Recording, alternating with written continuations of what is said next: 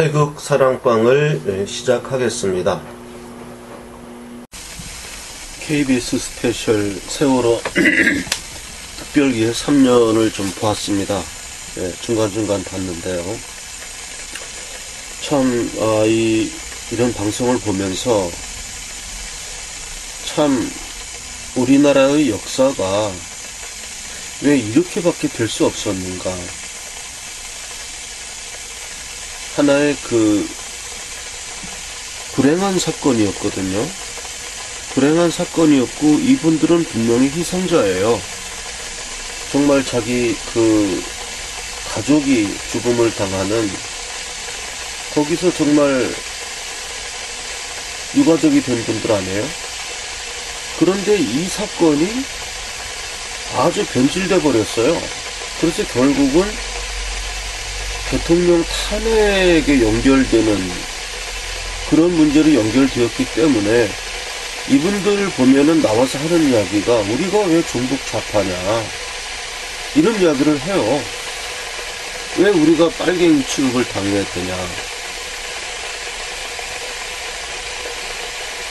그러면 이게 왜 이렇게 됐느냐 보면은 기본적으로 어처구니 없는 변질 왜곡의 어떠한 프로세스가 있는 거예요. 이 사건 자체를 정치적인 어떠한 이슈로 만드는 그런, 결국은 큰 원동력이 되었지 않습니까? 탄핵 사건에. 왜 이렇게밖에는 될 수 없느냐. 결국 세월호 7시간이란 문제까지 비화돼가지고, 대통령 탄핵 소추에 한 안건으로 들어갔잖아요. 탄핵 소추에. 세월호 7시간도. 근데 이걸 보면은 도대체가 그럼 우리가 이걸 뭘 했는지 말이 안 되는 겁니다.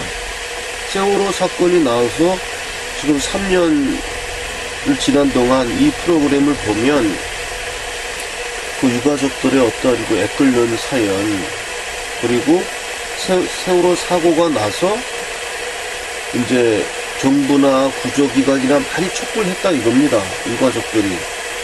그런데 다 차단됐다는 거예요. 뭐 어디를 물어봐도 뭐 대답도 없고 뭘 해도. 여기 이제 앞에 박근혜 대통령 탄핵 전에 모습도 나왔어요. 현재가 녹화를 못했는데. 그러니까 이분들이 애끓는 사연을 이해해요. 그러니까 정말 다급한 상황에서 여기저기 전화하고 그렇게 했지만 돌아오는 건 아무런 답변이나 이런 것도 없고 진척사항도 없고 아무것도 안 되더라. 이런 말씀을 이제 하시는 거거든요. 그래서 국민을 이렇게 세월호라는 어처구니 없는 사건을 놓고 양편으로 갈라지게 만들어서 이 대결을 시킨 사람들이 누굽니까? 대결을 시킨 거예요. 그리고 지금 세월호 진상규명이라는 걸로 많이 지금 떠돕니다. 진상규명. 그러니까 분명한 것은 그 진상이 무엇이든 간에 세월호 사건이 세월호 침몰을 해서 몇백 명이 죽었다는 사실은, 그 사실은 대통령을 탄핵할 수 있는 그 사유가 안 되는 건 확실한 겁니다. 예. 그건 왜 그러냐 하면 대통령이 소방수가 아니잖아요. 대통령이 예를 들어 세월호를 구조하라 이런 명령을 안 내렸기 때문에 애들이 죽었다 이렇게 알고 있는 사람들이 많아요. 7시간 동안 굿 같은 거 해가지고. 그러니까 이렇게 만든 사람들이 누굽니까? 이렇게 사건을 오도하고 아주 왜곡시켜가지고서는 사람들을 선동하고.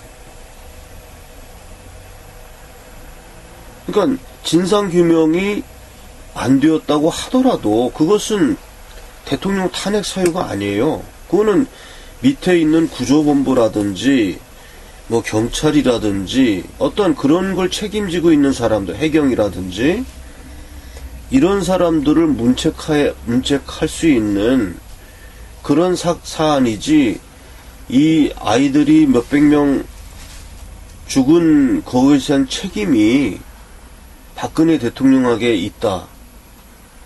이건 아니거든요? 근데 그러한 분위기로 몰아갔어요. 그래가지고, 사람들이 막 노이로제에 다 걸려가지고, 이 태극기 하는 사람들은 세월호 그 빠찌만 보면은 아주 치가 떨려요. 예.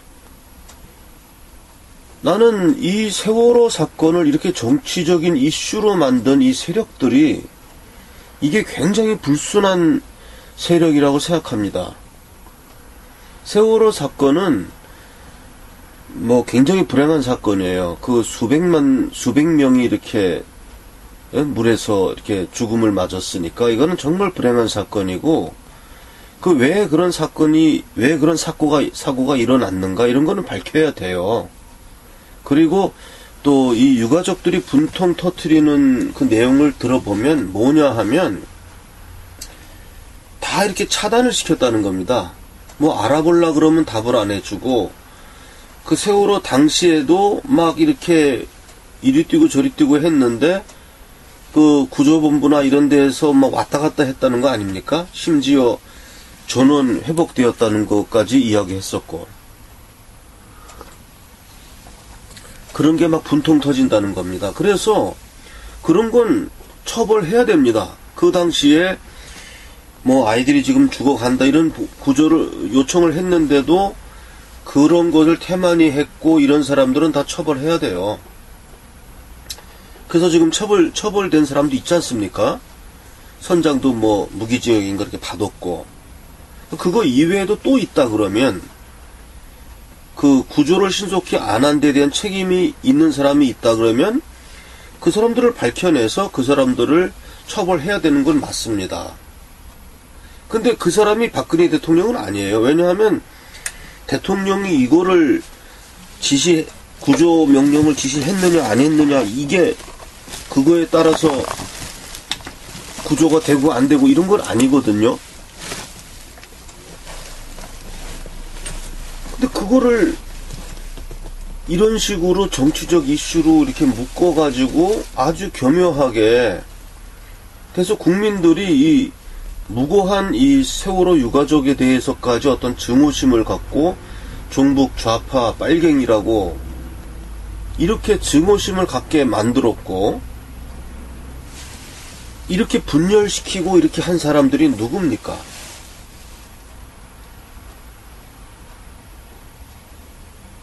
그러니까 만약에 박근혜 정부가 세월호가 터지고 나서 그 후에 예를 들어서 구조 활동이라든가 이런 것을 잘 못한 사람들이 있는데 그걸 수사를 못하게 했다거나 뭐 은폐한 게 있다면 그건 처벌받아야 됩니다. 처벌받아야 되고, 그 당사자가 그 당사자를 처벌해야 되는 것이고, 근데 적어도 확실한 거는 박근혜 대통령이 그러한 과정에 연루돼 있지는 않다는 거. 이건 확실한 거예요. 그래서 세월호의 이 사고가 박근혜 대통령 탄핵과는 전혀 연결될 수 없다는 게 확실한 겁니다. 예, 그 확실한 겁니다. 그리고 세월호 7시간 동안 뭐 구술했다. 근무를 태만히 했다. 그것을 이제 탄핵 사유로 이제 삼았거든요. 이것도 굉장히 문제가 있는 거예요. 그러니까 이중적으로 하는 거니까 세월호 7시간 하고 수백 명 사람들이 죽은 거 하고를 이렇게 간접적으로 연결시켜 가지고 뭐 박근혜 때문에 아이들이 죽었다.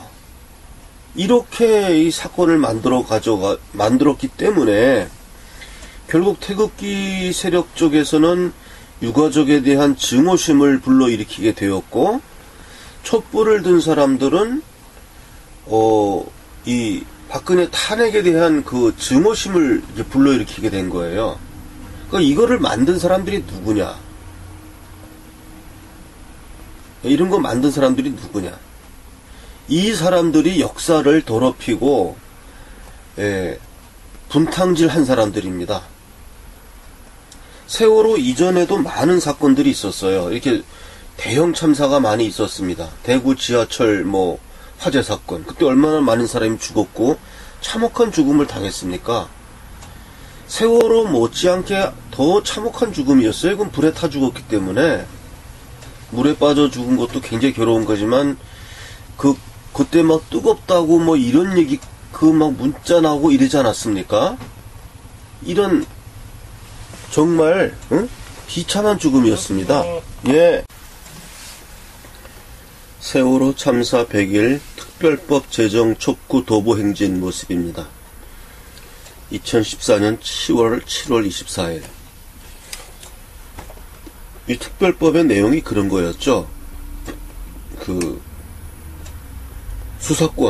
수사권을 주고 이 세월호 유가족이 포함된 어떤 그런 위원회에 이렇게 각 부처를 수사할 수 있는 수사권도 주고 또 공소권도 주자.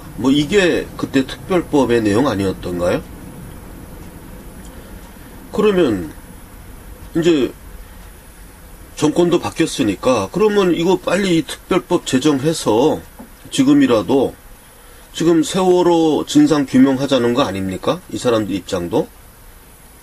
그러면 빨리 여기 세월호 유가족 또 이런 단체에다가 정부 각 부처 수사할 수 있는 그 수사권 주고 공소권 주고 그래서 기소도 할 수 있게 해주고 그렇게 해서 지금 문재인 정권이니까 이것도 찬성할 정권 아닙니까?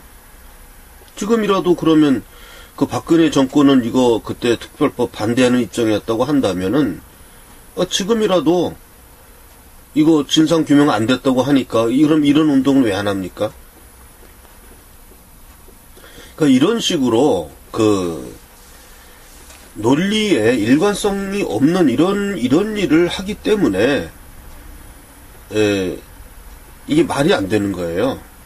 그럼 지금도 빨리 이거 해야지. 이거 해서 그러면은 진상 규명하기 위해서는 수사도 해야 되고 그러면 지금 문재인 정권으로 지금 이제 다 이렇게 또 정부가 꾸려져 가지 않습니까?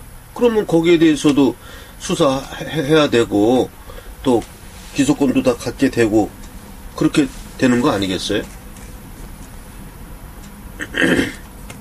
당시에 세월호 이 유가족들에 대해서 정부가 차단 조치를 하고 한 거는 그러한 특별법 같은 거, 기소권을 달라든지 수사권을 달라든지 하는 이러한 국가 체제를 그게 국가 체제 전복의 기도가 숨어 있는 거 아닙니까?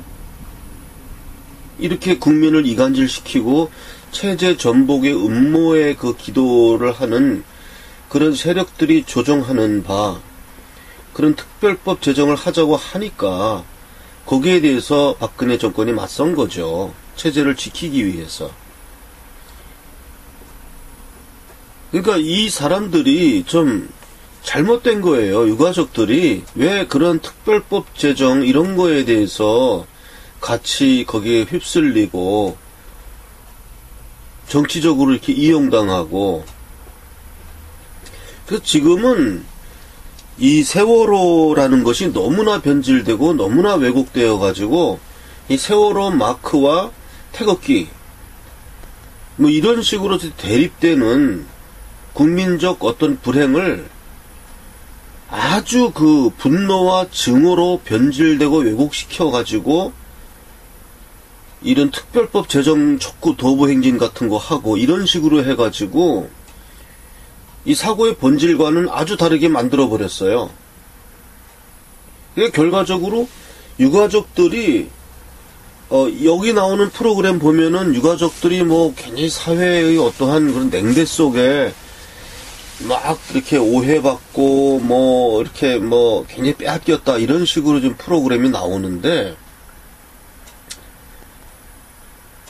이렇게 만든 그 장본인이 누굽니까?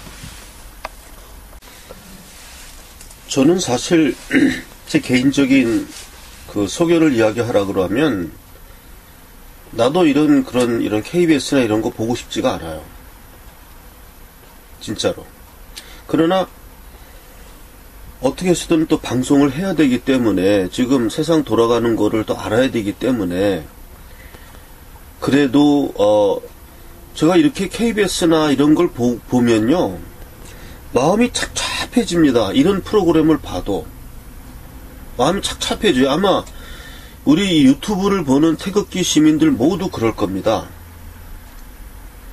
이 똑같은 사건을 보는데 뭔가 그 핀트가 잘못되어 있는 거예요. 뭔가. 그렇기 때문에 이런 정말 유가족들의 애끓는 사연을 담은 이런 다큐멘터리를 보더라도 뭔가 태극기 쪽에서는 이게 마음이 차지를 않아요. 뭔가 이렇게 스트레스를 줘요. 이게 이런 프로그램들이. 그래서 저는 제가 많은 제 방송 청취하시는 분들하고도 어떠한 그런 걸 좀 그런 걸 그런 스트레스를 좀 풀어드리기 위해서라도 할 수 없이 이런 걸 보고 제가 이런 프로그램을 제작할 만한 그런 조직력 그런 건 없으니까, 다만 이런 프로그램을 보고 다시 재조직해서라도 어떠한 그 스트레스를, 왜곡된 어떠한 이런 정서를 조금이라도 바로잡아 보고자 유튜브라도 제가 이렇게 올리는 겁니다. 이분들 얘기가 뭐 재발 방지를 위해서 이렇게 뭐 삭발도 하고 다 좋습니다. 이게 무슨 박근혜 정권만의 이야기입니까? 이런 사고가 일어나는 거에 대해서?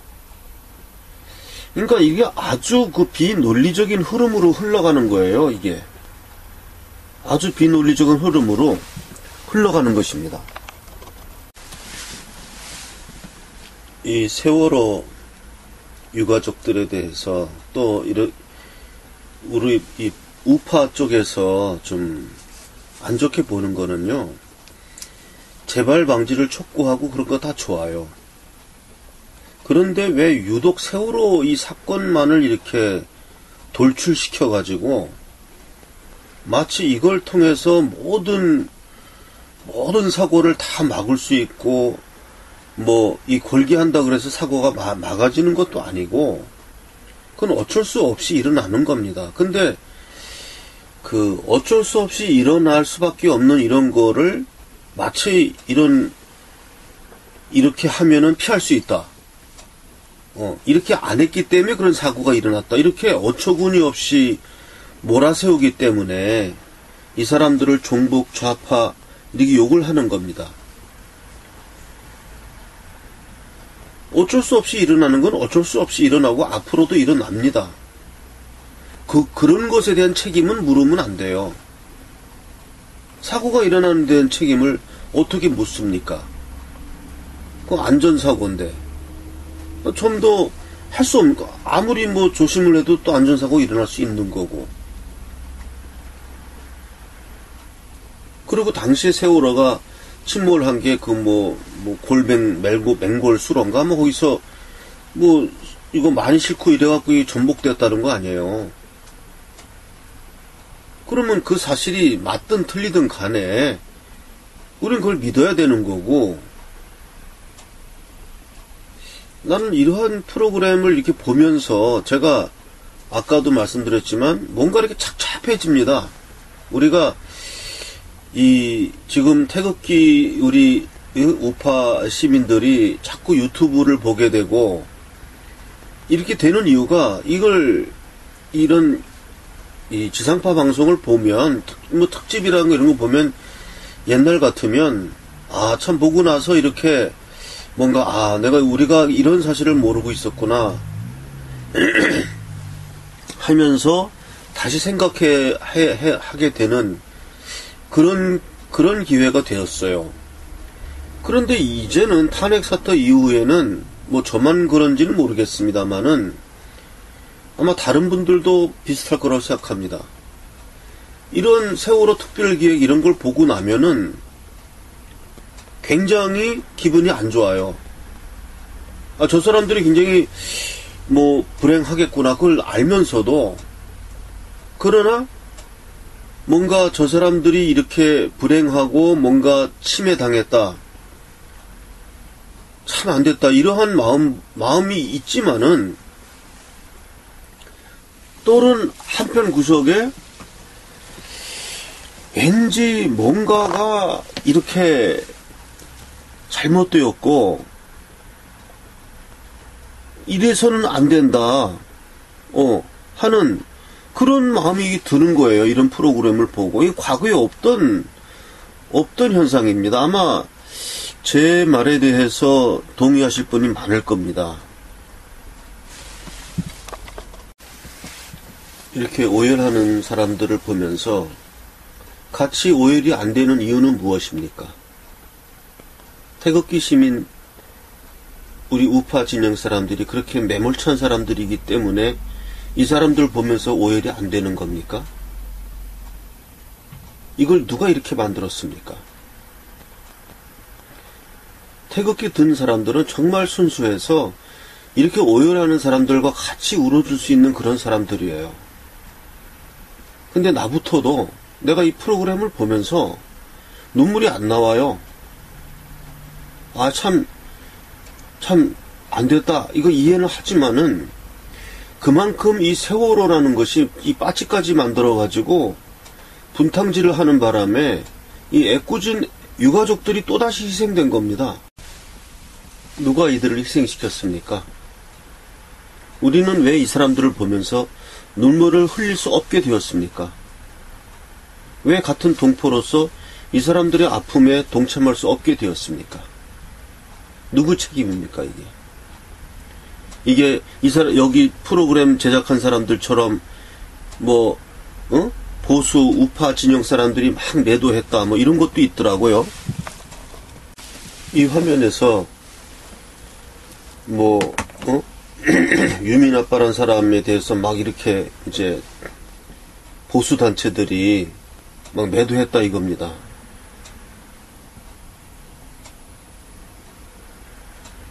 이게 왜 누구 책임입니까?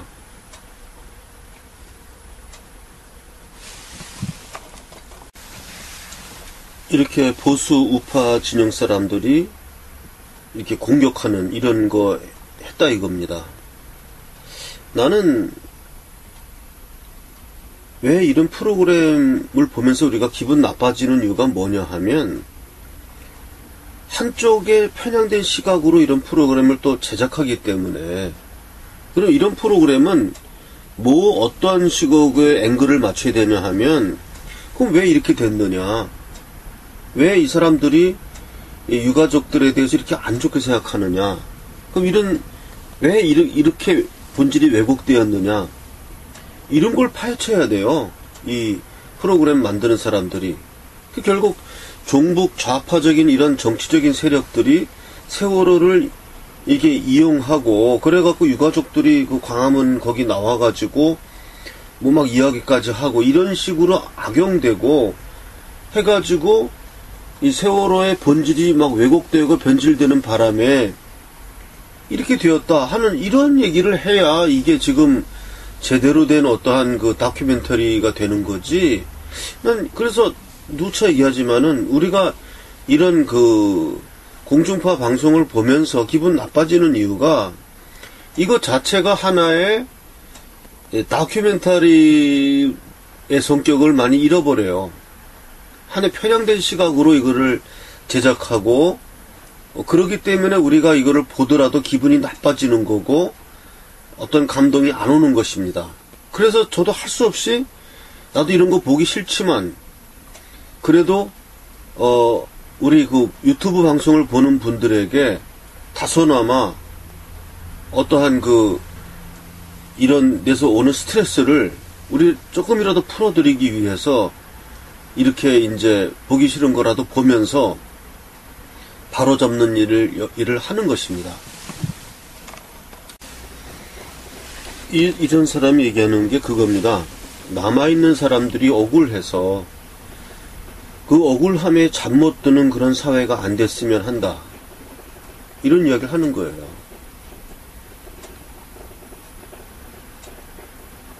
그러니까 지금 그러니까 뭐가 억울하다는 건지 지금 모르겠습니다. 제가 너무 이게 시사에 어두워서 이렇게 모르는지 모르겠는데 세월호 사건이 어떻게 됐고 어떻게 해결됐다는 거 다 알지 않습니까? 근데 뭐가 억울하고 그 억울함에 뭐가 잘못되는지 이런 식으로 나와가지고서는 뭐 정부가 뭘 되게 이렇게 억울하게 한 것처럼 이렇게 이제 만들어버리는 겁니다, 이게. 이분이 여기도 많은 국민들이 함께 해줬기 때문에 가족들이 힘들 때마다 위로가 되었다 이런 거거든요.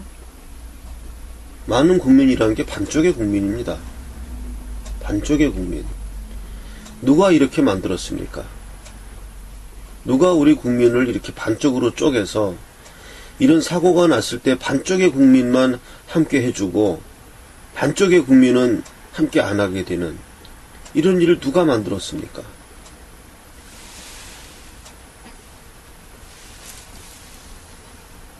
아까 처음에 얘기했지만은 세월호 특별법 그럼 지금 제정해가지고 그 기소권 줄까요?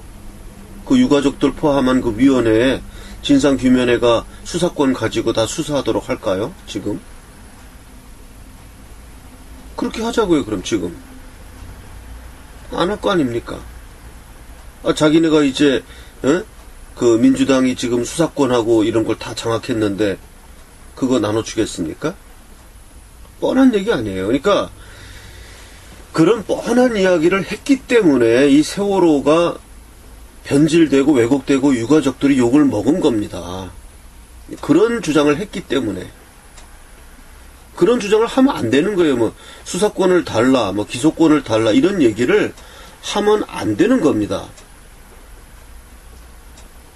그런 이야기를 지금 해보세요. 그럼 지금 하면 당연히 받아들여야죠. 민주당 정권이 안 받아들일 겁니다. 이 사람들도. 그건 말이 안 되는 요구니까. 그러니까 이 세월호 유가족들이 잘못한 거는 슬픈 건 알아요. 슬픈 건 아는데 말이 안 되는 요구에 동참했기 때문에 본인들이 그 오욕을 뒤집어 쓰는 겁니다. 많은 국민들로부터 촛불 든 사람들만 같이 동참하고 태극기 든 사람들은 이 사람들을 안 좋게 생각하고 이렇게 된 이유가 뭐냐 하면 유가족들 본인이 그렇게 말도 안 되는 운동에 동참했기 때문입니다. 그러니까 좀 논리적인 생각을 해야죠.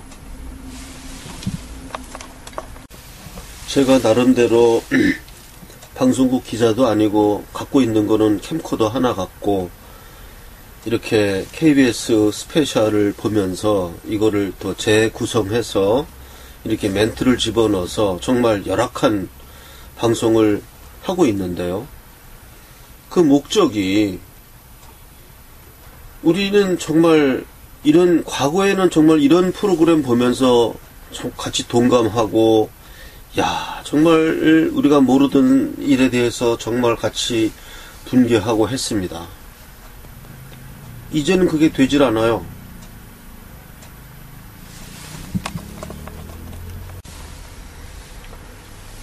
그래서 모처럼 이렇게 시간이 나서 오늘 현충일이고 해서 KBS 스페셜 세월호 특별기획을 좀 볼 시간이 있었는데요.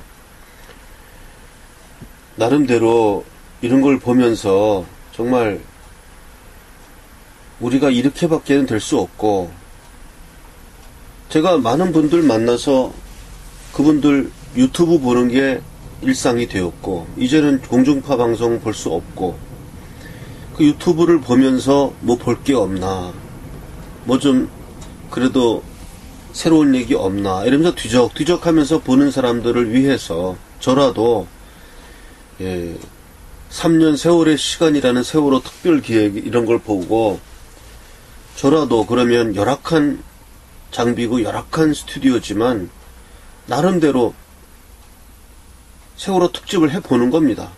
예. 이건 뭐 정치적 결단 얘기하는 게 아니고 우리가 지금 이 사회를 이렇게 병들게 만들고 이게 진영을 이렇게 갈라서 충돌시키는 그런 걸 했고, 그렇게 해서 정권을 찬탈했고, 그렇게 해서 탄핵을 만들어 갔고, 모든 걸 다 동원한 거예요. 모든 것을. 그 결과 우리 국민들만 분열되고 정말 이런 인간적인 어떠한 이런 참사를 보고서도, 아까도 보수단체들은 피켓 들고 뭐 유민 아빠 나쁜 사람이다 이렇게 또 시위를 하게 되고, 이렇게 만든 게 누굽니까? 이 배후 세력이 누굽니까? 세월호라는 이거를 가지고 이런 식으로 왜곡시켜서 우리가 텔레비전을 보면서 휴일날 특별기획을 보면서 우리가 뭔가 마음의 위로를 얻고 하는 이런 시간을 다 뺏어간 그 자들이 누굽니까? 그 자들은 못하는 일이 없었어요. 모든 걸 다 했어요. 그래가지고 결국은 저 같은 사람에게 그 십자가가 결국 저 같은 사람에게까지 날아와서, 참 다시 한번 말씀드리지만 옛날에는 텔레비전 보면서 이런 특별기획을 보고 이러면서 많은 걸 느끼고 그랬어요. 그런데 이제는 이런 세월호 특별기획 보면서 화가 나는데 그 유가족들을 또 보니까 화도 못 내고 굉장히 이렇게 불편해지는 거예요, 사람 마음이. 그래서 참 이게 큰일입니다. 네, 그래서 나름대로 잠 못 드는 우리 우파 태극기 세력 분들을 위해서 나름대로 세월호 특별기획에 대한 제 나름대로 태극사랑 특별기획을 오늘 방송을 했습니다. 태극신문에 대해서 문의하시는 분이 있어서 답변합니다. 태극신문은 우리 보수 우파를 대변하는 정론지를 지향하고 그것을 목표로 처음에는 주간이나 2주간 정도로 발행을 시작하면서 나중에 점점 사세가 확장되어 가면 매일 신문을 목표로 지금 발간할 계획으로 있습니다. 이를 발간하기 위한 태극사랑 주식회사를 설립하였고, 거기에 대한 주식을 한 주당 500원에 주식 참여자를 모집하고 있는 것입니다. 태극신문을 창간하기를 희망하시는 분들은 태극사랑 주식회사의 국민참여 주식에 참여해 주시면 되는 것입니다. 태극사랑 주식회사의 은행 계좌번호를 알려드리겠습니다. 국민은행 595137-01-001768 5951-01-001768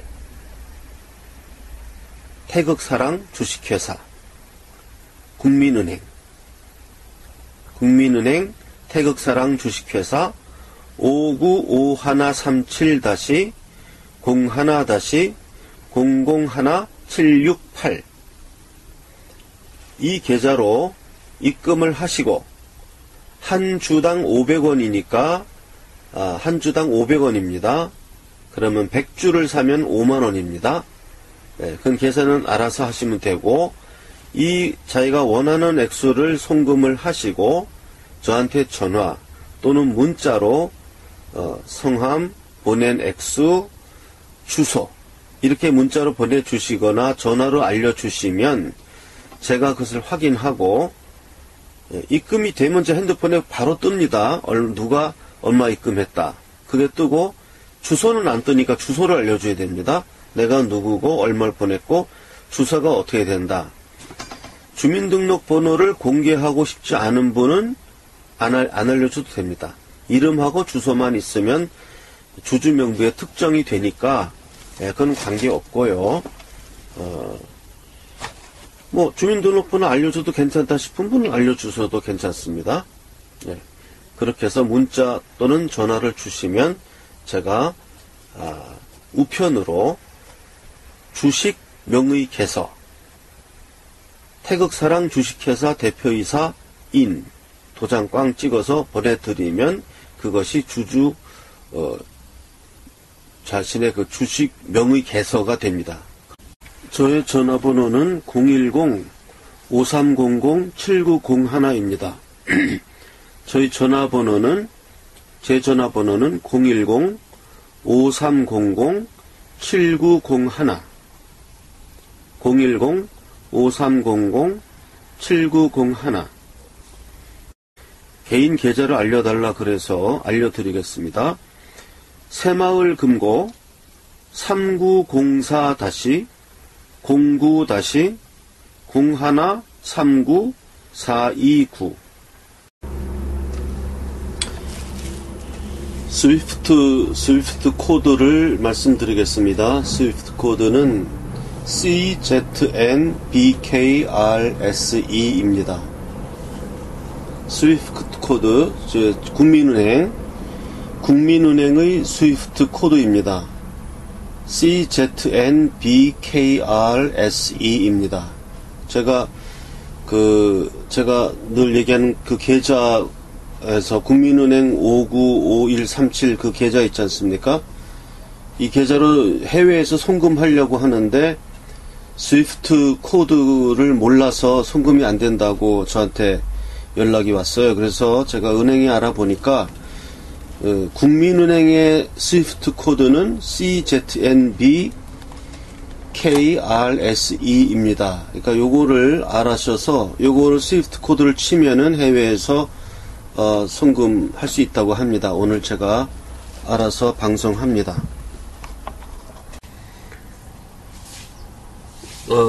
제가 전화를 많이 받는데요.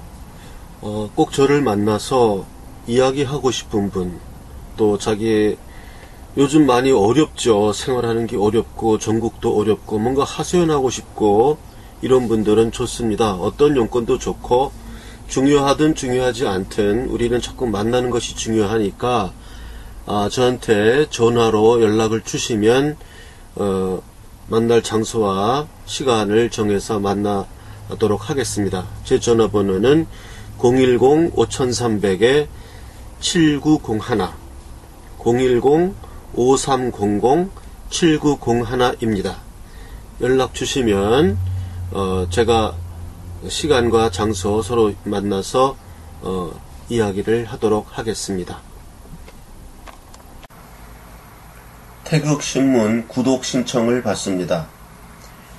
태극신문을 구독하고자 하시는 분은 구독 희망 의사를 제 핸드폰 010-5300-7901로 문자로 자신의 성함과 주소, 구독을 받아볼 주소, 그리고 전화번호 이렇게 문자로 제 핸드폰 010-5300-7901로 보내주시기 바랍니다. 태극사랑합창단 모집 공고입니다. 태극사랑합창단의 연습 시간은 토요일 11시에서 1시에 합니다. 장소는 아직 미정입니다만은 시간은 토요일 11시에서 1시에 하니까 태극사랑합창단에 참여하고자 하는 대한민국 남녀노소 성별, 연령 불문합니다. 제 전화번호 010-5300-7901 010-5300-7901로 문자로 연락을 주시면 제가 접수하겠습니다. 다시 한번 말씀드립니다. 태극사랑합창단 모집 공고, 대한민국 남녀노소 연령 불문, 소프라노, 알토, 테너, 베이스 연습시간 토요일 11시에서 1시간. 제 핸드폰 전화번호 010-5300-7901로 문자로 참여 희망을 밝히기 바랍니다. 먼저 제 이메일과 사서함에 대한 광고를 하나 하겠습니다. 어떤 분들은 사서함을 할 줄 모른다. 사서함으로 보내세요. 그러니까 사서함을 할 줄 모른다. 이렇게 말씀을 하시는데, 이메일은 무엇인지 아실 거고요. tenor88@naver.com으로 이메일을 보내시면, 이메일로 보낸 것도 문서의 효력이 있어요. 그거를 제가 예를 들어서 어떤 분이 저한테 이메일로 보내면 그걸 내가 출력을 하면 그건 이제 이메일 주소가 딱 정해지니까 그거는 확정 문서로서의 효력이 있습니다. 그러니까 고발장 또는 진정서 또는 진술서 어떤 내용이든 좋습니다. 예, 그런 것을 이메일로 보내도 문서로서의 효력이 있고요. 그 다음에 사서함으로 보내라. 그러니까 사서함이 뭔지 모르는 분들이 있는데 자기는 안 해봤대요. 그래서 사서함이란 것은 편지를 받는 주소를 말합니다. 보통 우리가 집 주소로 보내면 그 집에 사람이 없을 경우에는 딱지를 붙여놓고 갔다가 3번 배달이 안 되면 그대로 반송되거든요. 그런 걸 막기 위해서 사서함을 내가 우체국에 개설을 하면 편지가 그 우체국 사서함으로 오는 거예요. 이 주소. 경기도 안산시 안산우체국 사서함 103호.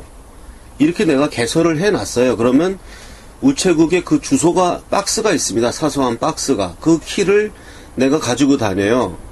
그래서 이리로 편지를 보내면 편지함 속에, 그러니까 편지함이 우체국에 있는 거예요, 저는. 거기로 편지가 배달이 되면 내가 가서 내가 열쇠를 열고 나한테 온 그 배달물들을 가져가는 제도입니다. 그러니까 아주 편리해요. 그러니까 내가 집에 있든 없든 항상 우체국은 받으니까요. 그래서 이 사서함이라는 게 특별한 제도가 아니고 그냥 주소를 말합니다. 외우기도 좋은 거예요. 안산 우체국 사서함 103호. 그러니까 사서함이라는 것은 편지를 받는 주소를 말합니다. 그 주소를 특별히 사서함을 하라는 특별한 개념이 아니고 이리로 편지를 보내면 됩니다. 경기도 안산시 안산우체국 사서함 103호 태극사랑 주식회사 앞. 이렇게 편지를 보내라, 이런 뜻입니다. 해외 동포 깨서 저한테 문자를 보낸 분들도 계십니다. 태극신문 주식에 참여하고 싶은데 해외에선 어떻게 해야 되느냐, 이렇게 문자를 주신 분들이 있어요. 그래서 해외에 있는 분들한테 제가 문자로 답변을 보냈는데 갔는지 안 갔는지 모르겠고요. 이게 해외에 있으면은 지금 의사소통이 좀 이게 국제 전화로 해도 또 못 받는 경우도 많고 하니까요. 해외로 계시는 분이 이 태극신문 주식 참여를 하시기를 원한다면 먼저 한 주당 500원으로 계산해서 참여하실 금액을 국민은행 595137-01-001768 태극사랑 주식회사 국민은행 595137-01-001768 태극사랑 주식회사 계좌로 입금하시고 이메일이나 이런 거가 좀 서투르시고 그러면 제 이메일 문자도 잘 안 되고 그러면은 그냥 편지를 보내세요. 해외 편지로. 그 주소는 대한민국 경기도 안산시 안산우체국 사서함 103호 그리로 태극사랑 주식회사 앞 이렇게 해서 편지를 보내세요. 다시 한번 주소를 알려드리겠습니다. 대한민국 경기도 안산시 안산우체국 사서함 103호 태극사랑 주식회사 그리로 전화가 아니라 편지를 보내시고 본인이 그 답장을 받을 주소를 외국 주소죠. 외국 주소를 거기다 써서 이 사서함으로 보내시면 제가 그걸 받아서 처리하겠습니다. 제가 뭐 하는 사람인지 또 궁금해 하시는 분들도 있고 그래서 제가 성악가예요. 테너입니다. 그래서 제가 그 연주했던 동영상 하나를 같이 편집해서 올립니다.